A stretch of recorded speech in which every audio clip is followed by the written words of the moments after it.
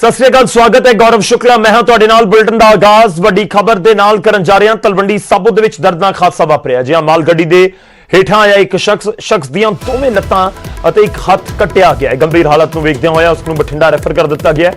रामा मंडी दा रहण वाला पीड़ित रिफाइनरी दे विच काम करदा है। तां मनभागी खबर है, हादसा वापरिया। माल गड्डी दे हेठां शख्स आया, शख्स दीआं दोवें लत्तां कटिया गई ने, एक हत्थ भी कटिया गया है। उस तो बाद बहुत गंभीर हालत उसनूं रैफर किया गया बठिंडा। रुक करते हैं, इस समय साडे सहयोगी साडे नाल ने तलवंडी साबो तो मनीष गर्ग। मनीष, की कुछ पूरा हादसा वापरिया है, हादसा है या की पूरा मामला? बिल्कुल गौरव, सब तो पहला मैं दस देना चाहना जो हादसा है वापरिया ये रामा मंडी वापरिया, क्योंकि रामा मंडी रेलवे लाइन लगती है। ये जो जख्मी है शाम लाल, ये रिफाइनरी में काम करता सी। जिस तरह की परिवार नाल साडी गलबात हुई है, परिवार का कहना कि सवेरे रिफाइनरी काम करने लिए गया सीगा, पर हजे ये नहीं कहा जा सकता भी यह हादसा किवें होया, ये ट्रेन थले किवें लंघ रहा सी जां इहने कुछ करने की कोशिश की है। ये हजे कहना समय तो पहला सही नहीं होगा।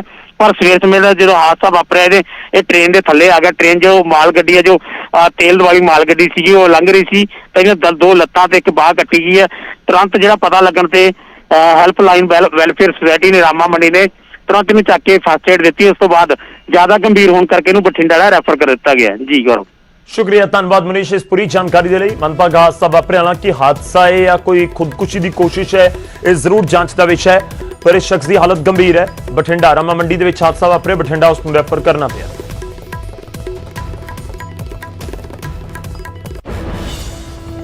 उधर फरीदाबाद फैक्ट्री भयानक अग लगी है। फैक्ट्री तो धुएं का गुबार उड़दा दूर दूर तो नजर आया। तो दस दी कि सारे मजदूर फैक्ट्री के फौरन सुरक्षित बाहर कढ़ ले गए हैं। राहत भरी खबर है। सूचना देने ते भी 1 घंटे की देरी के नाल फायर ब्रिगेड पहुंची, जो स्थानक लोग इल्जाम लगा रहे हैं। तो दस दी कि सवेरे करीब 7 बजे अग लगी है इस प्लास्टिक की फैक्ट्री फरीदाबाद ते फायर ब्रिगेड दी कई गड्डियां अग नूं बुझाउण दे विच जुटियां हुईयां ने। प्लास्टिक का दाना बनाउण दी फैक्ट्री सी जिस दे विच नुकसान होया है। काफी दूर तो तस्वीर लेने की कोशिश है कि धुएं का गुबार दूर तो ही उड़ता हुआ नजर आया है। तो जबरदस्त अग दा तांडव फरीदाबाद दे विच नजर आया एक प्लास्टिक की फैक्ट्री। आया था, वो गाड़ी आई थी तो उसी चक्कर में आया था कांटा कराने के लिए जी। तब देखा तो आग पकड़े रखी थी, तो मैं बुझाने की कोशिश किया, नहीं बुझी। कंपनी तो स्टार के नाम से है कोई, ये कंपनी इसमें प्लास्टिक वगैरह जला रहे थे यहाँ जी, और उसकी वजह से हवा से अंदर इसमें आग अंदर बढ़ गई है। तो कितनी फायर ब्रिगेड की गाड़ी आई है? फायर ब्रिगेड की फिलहाल एक गाड़ी काम पे लगी हुई है और एक गाड़ी भरने के लिए गई है और गाड़ियां आ रही है अभी मुख्य। रुक करते हैं, दीपक कुमार साडे सहयोगी ने फरीदाबाद तो साडे नाल फोन लाइन ते। दीपक, की कुछ जानकारी? फैक्ट्री दे विच अग लगी, जबरदस्त अग लगी नजर आ रही है, क्या आग पर काबू पा लिया गया है? देखिए, बिल्कुल फरीदाबाद का स्वरूपपुर इलाका है जहां पर ये कंपनी जो कि प्लास्टिक के दाने बनाती थी, इसमें आज आग लगी थी और पूरी तरह से कोशिश फायर ब्रिगेड की टीम उसको बुझाने की कर रही है, लेकिन आग पर अभी पूरी तरह से काबू नहीं पाया जा सका है। काफी हद तक एक तरह से कहें तो काबू पा लिया गया है, लेकिन पूरी तरह से आग पर काबू नहीं पाया जा सका है। दरअसल कंपनी के अंदर लोग इकट्ठे हुए थे और उस दौरान अचानक कंपनी के अंदर आग लगी, तो आग बुझाने की कोशिश पहले कंपनी के अंदर ही की गई, लेकिन जब आग ज्यादा फैल गई तब फायर ब्रिगेड को इसकी सूचना दी गई और कंपनी के अंदर जितने कर्मचारी उस समय मौजूद थे उन कर्मचारियों को बाहर निकाला गया। तो फिलहाल की जो स्थिति है वो ये कि राहत की बात यह है कि अभी तक कोई कर्मचारी इसमें घायल नहीं हुआ है, लेकिन लाखों का नुकसान इस पूरे के पूरे मामले में हुआ है। और जहां तक आग लगने की वजह की बात करें तो 2 वजह लग रही है, क्योंकि एक तरफ फायर ब्रिगेड के जो ऑफिसर हैं वो ये बता रहे हैं कि यहाँ किसी प्लास्टिक को जलाने की कोशिश की जा रही थी और हवा की वजह से ये आग लग गई। वहीं अभी तक पूरी तरह से अगर कंपनी मालिक की बात करें तो कंपनी मालिक का साफ तौर पर कहना है कि पहले एक बार आग बुझ जाए, इसके बाद पता चल पाएगा कि वास्तव में आग लगने की असल वजह क्या है। तो आग लगने की असल वजह तो अभी तक सामने नहीं आई है, लेकिन राहत की बात ये कि किसी की जानी नुकसान इसमें नहीं हुआ है, लेकिन लाखों का सामान जलकर इसमें खाक जरूर हुआ है। जी, शुक्रिया, धन्यवाद दीपक सन्ना जुड़न दे लई। इस पूरी जानकारी दे लई। अग दे उत्ते काबू पाउण दी कोशिशां जारी ने, काफी हद तक काबू पा भी लिया गया, हालांकि पूरी तरह अज तक अग दे उत्ते काबू नहीं पाया गया। पर राहत की खबर यही है कि जिहड़े अंदर मुलाजम काम कर रहे सी उन्होंने जरूर, मजदूर जिहड़े काम कर रहे सी उन्होंने पहले ही बाहर कढ़ लिया गया सी, सब सुरक्षित। के बाद कुछ खबरां विस्तार दे नाल देखांगे। खबर मानसा तो, जिथे करोड़ां दे बकाया बिल नूं नगर कौंसल ते बिजली बोर्ड दे विचाले लैके इस बिल नूं ठण चुकी है। किसने किसदा बिल भरना है इस समझण की कोशिश करते हैं इस रिपोर्ट के जरिए।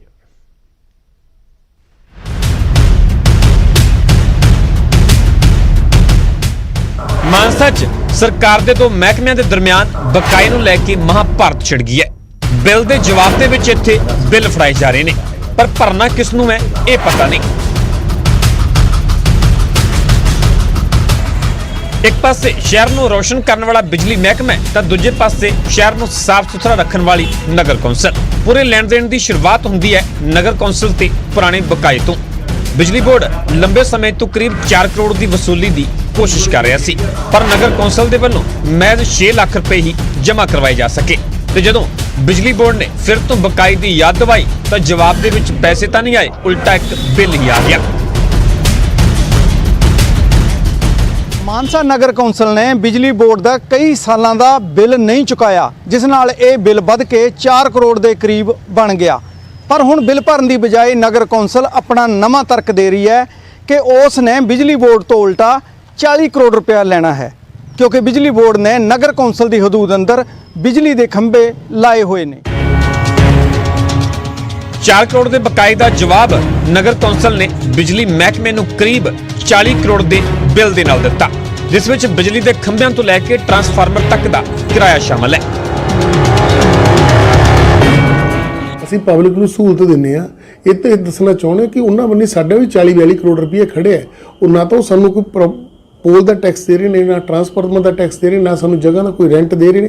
ਇਹ ਮੇਰੇ ਕੋਲ ਪੂਰੀ ਦੀ ਪੂਰੀ ਫਾਈਲ ਤਿਆਰ ਹੈ। ਜਦੋਂ ਚਾਹੋਗੇ ਤੁਹਾਨੂੰ ਤਾਂ ਮੈਂ ਨੋਟਸ ਵੀ ਭੇਜ ਦੂੰਗਾ ਤੇ ਬਿਜਲੀ ਬੋਰਡ ਮੇਰੇ ਟੇਬਲ ਤੇ ਬੈਠ ਕੇ ਗੱਲ ਕਰੇ। ਘੱਟੋ ਘੱਟ ਸਾਡਾ 35 ਤੋਂ 40 ਕਰੋੜ ਰੁਪਏ ਉਹਨਾਂ ਬਣੇ ਨਿਕਲਦਾ ਤਾਂ ਕਿ ਸਾਡਾ ਬੈਠ ਕੇ ਹੋ ਜਾਏ। ਅਸੀਂ ਉਹਨਾਂ ਦਾ ਕੁਝ ਨਹੀਂ ਦੇਣਾ। ਇਹ ਉਹ ਬਿਲਕੁਲ ਗਲਤ ਕਹਿ ਰਹੇ ਨੇ ਵੀ ਅਸੀਂ ਉਹਨਾਂ ਦੇ ਪੈਸੇ ਦੇਣੇ ਨੇ, ਬਲਕਿ ਪੈਸੇ ਅਸੀਂ ਲੈਣੇ।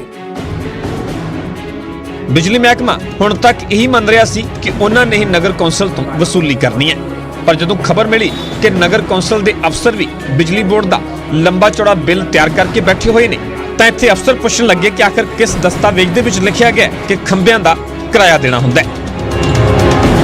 ਨਗਰ ਕੌਂਸਲ ਵੱਲੋਂ ਜੇ ਕੋਈ ਕਹਿਣਾਗਾ ਤਾਂ ਪੰਜਾਬ ਸਰਕਾਰ ਦੀਆਂ ਹਦਾਇਤਾਂ ਪੇਸ਼ ਕੀਤੀਆਂ ਜਾਣ ਵੀ ਕਿਹੜੀਆਂ ਹਦਾਇਤਾਂ ਦੇ ਤਹਿਤ ਉਹਨਾਂ ਨੇ ਪੈਸੇ ਲੈਣੇ ਨੇ ਤੇ ਕਿਹੜੀਆਂ ਹਦਾਇਤਾਂ ਦੇ ਤਹਿਤ ਕੈਲਕੂਲੇਸ਼ਨ ਕੀਤੀ ਆ। ਜੋ ਪਾਵਰਕਾਮ ਵੱਲੋਂ ਮਿਊਨਿਸਪਲ ਟੈਕਸ ਜਾਂ ਇਲੈਕਟ੍ਰਿਸਿਟੀ ਡਿਊਟੀ ਦੀ ਗਰਾਹੀ ਪੰਜਾਬ ਸਰਕਾਰ ਨੂੰ ਕਰਕੇ ਦਿੱਤੀ ਜਾਂਦੀ ਹੈ, ਉਹ ਵੀ ਟੈਕਸ ਨੇਗੇ। ਜੇ ਨਗਰ ਕੌਂਸਲ ਵੱਲੋਂ ਕੋਈ ਪੰਜਾਬ ਸਰਕਾਰ ਦੀ ਇਸ ਤਰ੍ਹਾਂ ਦੀ ਹਦਾਇਤ ਹੈ ਤਾਂ ਬਿਜਲੀ ਬੋਰਡ ਜ਼ਰੂਰ ਉਸ ਹਦਾਇਤ ਦੀ ਪਾਲਣਾ ਕਰੂਗਾ, ਪਰੰਤੂ ਸਿੰਪਲ ਕਹਿਣ ਨਾਲ ਵੀ ਅਸੀਂ ਲੈਣੇ ਨੇ ਪੈਸੇ, ਉਹ ਪੈਸੇ ਨਹੀਂ ਬਣ ਜਾਂਦੇ। ਦੋਨੋਂ ਵਿਭਾਗ ਪੈਸੇ ਦੇ ਲੈਣ ਦੇਣ ਨੂੰ ਲੈ ਕੇ ਆਮਣੇ ਸਾਹਮਣੇ ਨੇ। ਹੁਣ ਦੇਖਦੇ ਹਾਂ ਕਿ ਨਿਪਟਾਰਾ ਕਿਸ ਗੱਲ ਤੇ ਹੁੰਦਾ। ਬਲਦੇਵ ਸ਼ਰਮਾ, ਨਿਊਜ਼ 18 ਮਾਨਸਾ। ਉਧਰ ਕੋਵਿਡ-19 ਮਹਾਮਾਰੀ ਨੇ ਆਪਸੀ ਨਿਰਭਰਤਾ ਦੀ ਭਾਵਨਾ ਨੂੰ ਮਜ਼ਬੂਤ ਕੀਤਾ ਹੈ, ਜਿਸ ਦੇ ਨਾਲ ਪੂਰਾ ਦੇਸ਼ ਇਸ ਮੁਸੀਬਤ ਦਾ ਇਕਜੁੱਟ ਹੋ ਕੇ ਮੁਕਾਬਲਾ ਕਰ ਰਿਹਾ ਹੈ। ਵੈਕਸੀਨੇਸ਼ਨ ਦੇ ਐਲਾਨ ਤੋਂ ਬਾਅਦ ਜ਼ਰੂਰਤ ਹੋਵੇਗੀ ਕਿ ਅਸੀਂ ਆਪਣਾ ਮੋਹਰੀ ਯੋਗਦਾਨ ਪਾਈਏ, ਜਿਸ ਦੇ ਨਾਲ ਅਸੀਂ ਇੱਕੋ ਸਮੇਂ ਵਾਇਰਸ ਨੂੰ ਹਰਾਉਣ ਦੇ ਵੱਲ ਕਦਮ ਵਧਾ ਸਕੀਏ। ਅਤੇ ਨੈਟਵਰਕ 18 ਦੀ ਇਸ ਮੁਹਿੰਮ ਦੇ ਵਿੱਚ ਹਰ ਕਦਮ ਤੇ ਤੁਹਾਡੇ ਨਾਲ ਹਾਂ। ਜਦੋਂ ਤੱਕ ਸਾਰੇ ਸੁਰੱਖਿਅਤ ਨਹੀਂ ਹੁੰਦੇ, ਉਸ ਵੇਲੇ ਤੱਕ ਕੋਈ ਸੁਰੱਖਿਅਤ ਨਹੀਂ ਹੋਵੇਗਾ। ਇਸ ਸੋਚ ਦੇ ਆਧਾਰ ਤੇ ਕੈਂਪੇਨ ਸੰਜੀਵਨੀ ਦਾ ਉਦੇਸ਼ ਇਹ ਸੁਨਿਸ਼ਚਿਤ ਕਰਨਾ ਹੈ ਕਿ ਵੈਕਸੀਨ ਪਾਉਣਾ ਸਾਰੇ ਭਾਰਤੀਆਂ ਦਾ ਅਧਿਕਾਰ ਹੈ।